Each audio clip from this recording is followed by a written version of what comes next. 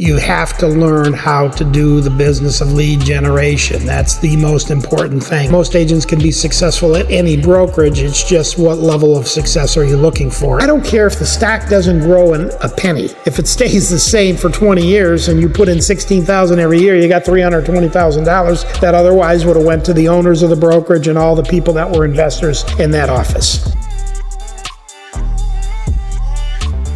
You've joined your brokerage, you bought in everything that they told you, and your business still is not where you thought it would be. I mean, I would ask you, first of all, are you doing what you need to be doing? Many of us need help. Too many people are out there on their own these days, and I think you need to be in a place that not only supports you, but pushes you and pushes back a little bit on what you're doing. You got to be accountable to yourself in order to do that. I've always said most agents can be successful at any brokerage. It's just what level of success are you looking for? And I firmly believe that the cloud-based brokerage is now the best place because you have 3 potential streams of income. You do not have that at most traditional brokerages. You need every possible resource at your disposal these days in order to grow your business as large as you want to grow it. The value in the company that you're with is what they're offering you. Many companies will tell you that they're going to give you a CRM, but is that CRM really a good CRM? Is it working? Our previous brokerage had a CRM that they created, and all the years we were there, it never really worked the way that it is. Come over here, you have your choice of 3 legitimate CRMs that you can use. The CRM is very, very important in your business. I mean, it's your sphere of influence that's in there, and it's very important that you stay in touch with those people. So you got to make sure you have one that's working to its full effect. The biggest thing that I see promised at many brokerages is they promise leads.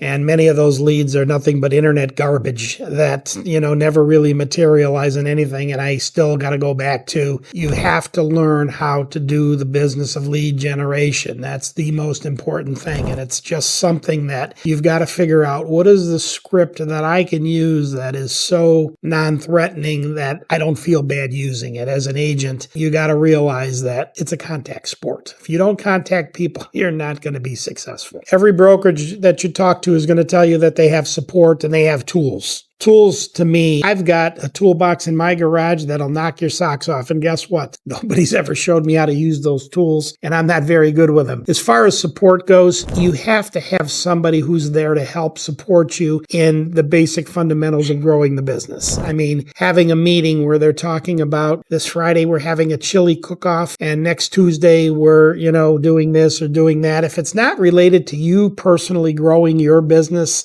it's not support. Most people, when they get in the real estate business, don't realize that they're not getting a job. They're starting a business. It's just a business of gathering names in a database. And I don't care if you're a real estate agent, an insurance agent, an accountant, an attorney.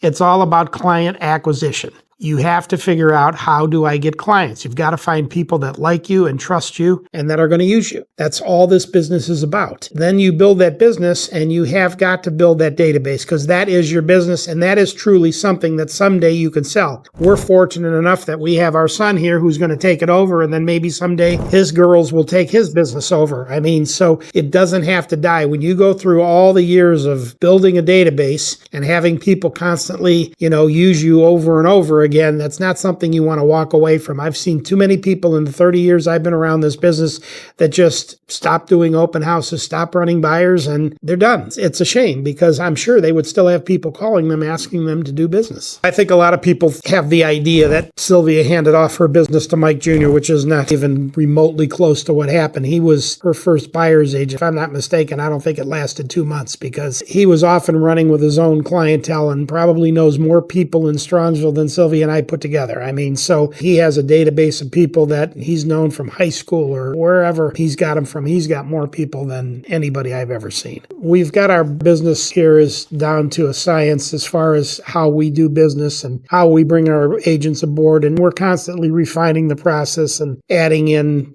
different things for our agents, so that when Mike does take over the business full-time sometime in the future, it'll just keep running like a machine. So Christy Morrick just joined us a couple of weeks ago from Keller Williams, and I think for her it was just a fresh start, but she's also been doing this for 20 years, and she's at an age where she's got another 10 to 15 years ahead of her, and she wants to build some wealth for the future. And she knows that with the amount of business she's doing, between the stock awards that she can get from EXP and purchasing some of it through her commissions at a discount that we all do, she knows she'll be able to build some wealth that otherwise would have went to the owners of the brokerage. I don't think that she really had any fear making the move because she had already made up in her mind that it was something she needed to do. Everybody's, fearful for a second about, something's going to change, and then they come over and they find out right away they're doing exactly what they were doing before. Nothing much has changed. We have a young guy on our team by the name of Kevin Kelly. He was in the business with a very, very small broker just for a matter of maybe 6 months or 8 months, and he made the move over 3 or 4 months ago, joined the Increvia team, and he is loving what we're doing here on Mondays and Wednesdays. He's here every one of those days, and his business has increased dramatically already. Joining any brokerage these days can be kind of lonely because I'm of the belief that there's not a whole lot of support and training going on, even though it's what's told up front that's happening. But most offices are like ghost towns today. When Kevin, for example, came over and he's here every Monday and every Wednesday, the room is full. There's 25.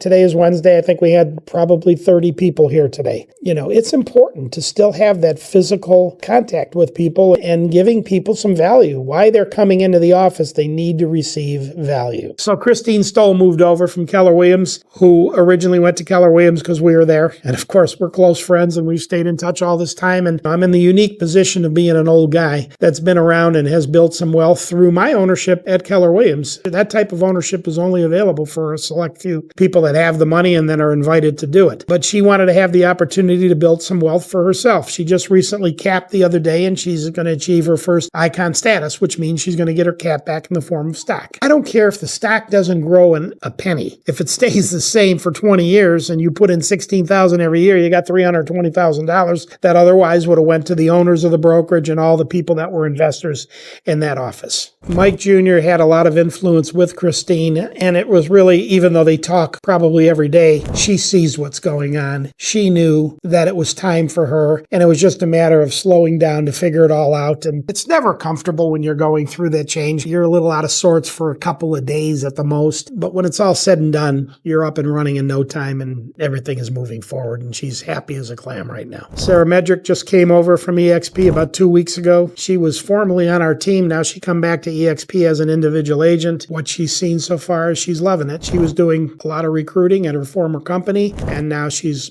doing some of the same here. I never closed the door on anybody. Sarah was somebody who was on our team, and she left, and maybe we butted heads a little bit at the end there, but I always keep an open mind, and I am not going to stop anybody from doing what is best for their career in the future. And this is absolutely the best thing for her and other people like her. I think that when an agent is in a brokerage and has been there for a while, I think they're kind of left on their own. When people come over here, I probably check in on them more than anybody, even if there's really no reason to. I'm constantly in contact with the people, whether they're a part of the Increvia team or whether they just came over in our organization as an individual agent within EXP. I'm constantly checking in with them to see if there's anything that I can do to help them. If you're sitting out there and you're in a brokerage and you're really wondering if you're missing out on something, and I'll tell you, one of the reasons we came to EXP is because I could not sleep at night knowing there was a better model for us and for our team and for the younger people on our team for their future. All you have to do is reach out to me. We could do a Zoom. We could do a phone call. You could send me a direct message. Call me on my cell. I'm available most times. I'd be more than happy to discuss the reasons why I think this is the next logical move. It's just the business model over time has got us to where we're at right now.